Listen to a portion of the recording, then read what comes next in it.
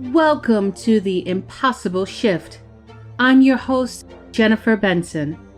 Every person has a story, a moment that changed them, a challenge that tested them, a choice that shaped who they would become.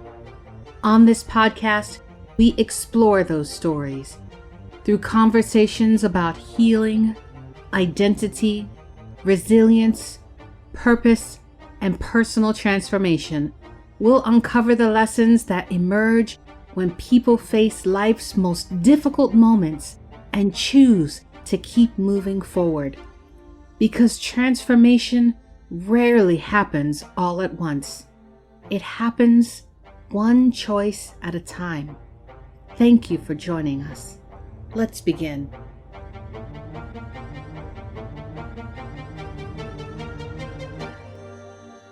Welcome to the Impossible Shift. My name is Jennifer Benson. I'm your host today, and I have the distinct pleasure to welcome us today with Deremiah CPE, who is a #1 international best-selling author, international award-winning speaker, 5-time international award-winning artist, educator, and creator of customer passion evangelism. His work has been guided by a simple conviction: people deserve to be seen beyond labels, appearances, and temporary circumstances. Through storytelling, art, education, and serving others, he encourages you to recognize value, possibility, and humanity long before the rest of the world does. So with that, I'd like to welcome you. Deremiah. Thank you so much. Appreciate it. It's a pleasure to be on the Impossible Shift. Just a real interesting thought or idea that we have this remarkable ability to shift. As humans, I think that that's really a superpower if we learn how to use it. And today I just want to share with you some insights that I've gained from what I call seeing beyond circumstances. And so often in life, we go through changes. Gandhi said, be the change that you want to see in the world. But oftentimes it appears as though people are responding to change, acting, or retaliating against the change that they are experiencing. And I remember this saying, he said, no one likes change but a wet baby. And as always, tickled me because so many times that's true. Because for some reason we, as human beings with this great ability to be aware of our world and our environment and the people and the circumstances and conditions, we still get almost locked into this mindset that change isn't supposed to happen to us. Although all around us, everything is changing. I mean, if you wake up early enough in the morning, you can see the sun rise. You can see it going to the dawn. You can see it, going to noonday. You can see it going to evening. And if you just sat and watched it, it would be quite an amazing experience. And so change is really a beautiful aspect in the human life, because imagine if no one changed, then the world would stay the same. I think that it was Steve Jobs who pointed out that, he felt that death was a great invention, because he said without it, people would rule forever. And if you can imagine that, especially, it's not often that we get good people who are in leadership ruling. And oftentimes we get people who are tyrants. Everything has to be exactly their way. And I'm totally different than that. So I love to serve. And I love for people to feel the joy that comes through serving, because it's really a powerful attribute that I feel often blessed to have received it. And being who I am in this life, having a great grandmother who was a sharecropper's daughter, and her father was a slave at one point. And having indigenous native Indian in my ancestry, my grandmother on my mother's side was half Choctaw.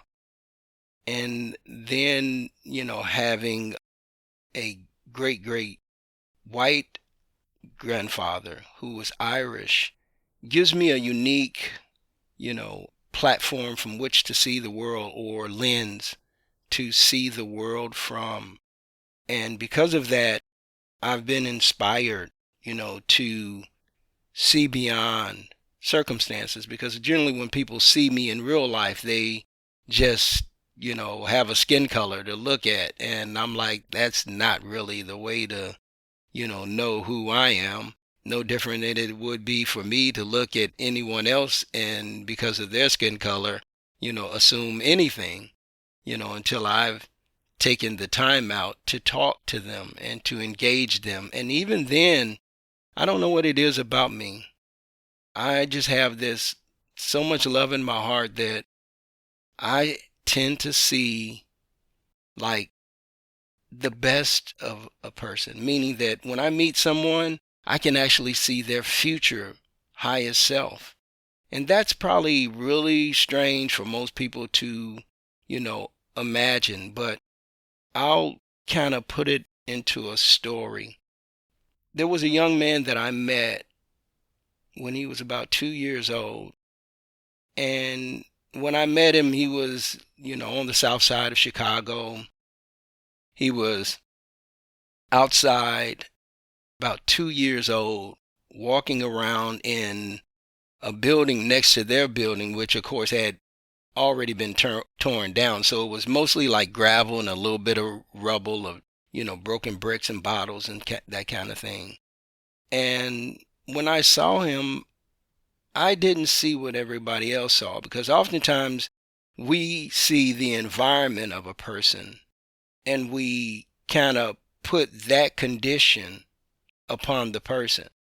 So it's kind of like, if you saw a child, and I'm going to use Africa because it's one of the more depicted,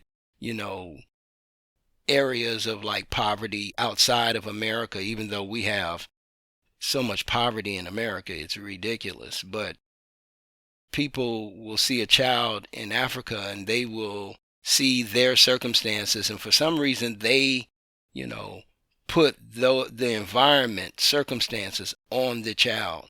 When the child is just in the environment, they're really not a condition of the environment unless the environment has conditioned them. And we can't tell that until we begin to have a conversation with the child, or we possess this strange gift that I have, which is this ability to be able to see a person at their highest and best self. And so this little boy, this little 2-year-old boy was walking around, and, he had a pamper on and no t-shirt. He was what we call in our community high yellow, which means that he was very, very light skinned. And he was a beautiful child. I mean, when I saw him, but he had this pamper on, and the pamper was like, it was like baby kids. It was saturated. It was soaked. I mean, he should have been changed. But that was the first image that I remember of this, child. And then I saw this child again when this child was 9, and that, allowed me to see other aspects of who this child was. And some years later, 4 or 5 years later, when I was in college, I was about 20, and I saw this child again. So again, this is the like a few stages here. And this child was no longer 9, this child was 12. But I could still see that this child was being, there was a certain aspect of me feeling this child was being neglected. Not, intentionally for somebody to be cruel, but just, in a way that sometimes when people get busy, they aren't as attentive. And attentive is a good word because it really means to be fully absorbed into paying attention. Sometimes people say they're paying attention, but they're not really being attentive. And so this child that I saw again at 12 was a child that, I went to my uncle because he was actually my cousin. And I told my uncle, because my uncle was working at a steel manufacturing company as a welder, and he would sometimes do double shifts. And as crazy as it sounds, sometimes he'd do triple shifts. I mean, he was such a good welder that the company like leaned on him a lot. And so sometimes he wouldn't, come home while this child was woke, and this child was basically taking care of himself. And I saw that as a very deep flaw, especially given the fact that this child had so much potential. And I'm like, the world we were living in Chicago, would eat you up. You know what I mean? Especially if you came from a bad community like the community he came out of. He came out of a community we call Inglewood. And you may not know about Inglewood, but if you saw, the movie that Spike Lee did, a few decades back on, Chirac, it was about Chicago and this specific community in Inglewood where all this violence and stuff was happening. And that's where Christopher came from. And I ended up getting my uncle to allow me to take him in. I had just moved into an apartment and was going to be getting married, in a couple of months. And so he and I shared this apartment together. I went to school, came home, and tended to him, helped him get out, to school where he was at, and because he was in middle school at the time. And the interesting thing about this, what I call seeing beyond circumstances and recognizing something of tremendous value in a human being, played out strong in Christopher's life.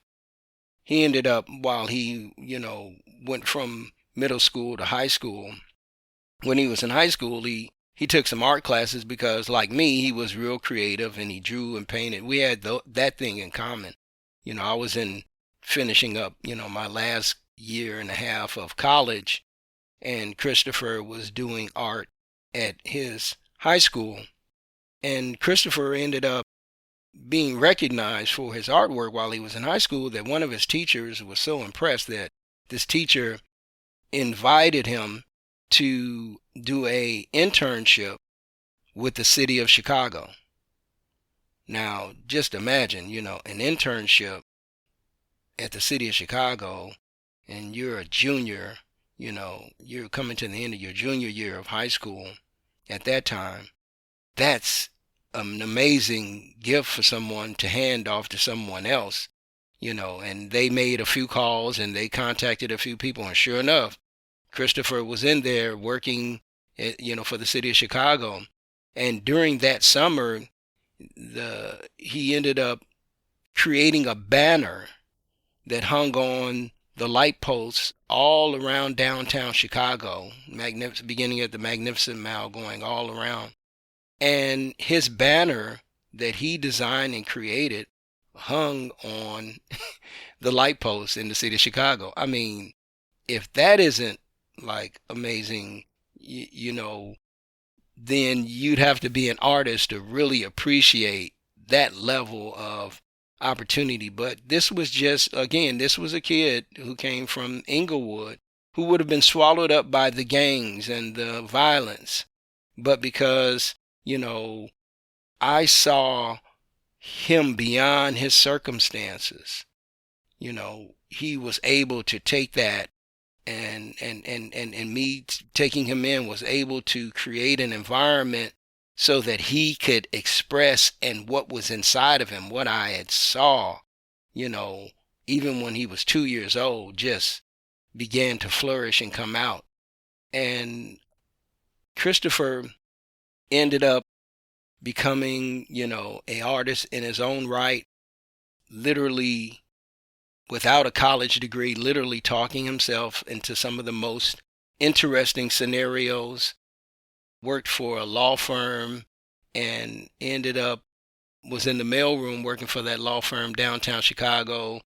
And so he got a chance to see all of the mail that was coming in and out and unpackaging it and all of that. And so he saw some of the artists' work that they were using, and he talked the owner of the law firm into letting him design the artwork and the things that needed to be designed for his company. And they gave him a chance to do that. And then he parlayed that into, a job working downtown Chicago for a design firm. And this was just, who Christopher was. He didn't really need, anybody to help him along. He just had developed through, having a good environment, and I didn't really have to do a lot of coaching, but I'm real sure that Christopher was watching a lot of the things that he saw me do to consider, approaches and things like that. But again, like I said, it was already in him. So he just needed an environment where he could see someone else manifesting what he saw within himself. And I remember one afternoon, I was coming to the end of my junior year of college, getting ready to go into my senior year, and I took Christopher downtown Chicago, and we walked through an art gallery, and that art gallery had some great work. And I told Christopher before I left, I said, Chris, I'm going to get my artwork in this gallery. And this gallery had a New York connection, so it was a major Chicago art gallery that also had a gallery in New York. And so it would be something that a person in college wouldn't even be thinking about doing, you know what I mean? But I felt that day, it was just something resonating deeply that said, hey, talk to the manager before you leave and see what is the guidelines for submitting your work.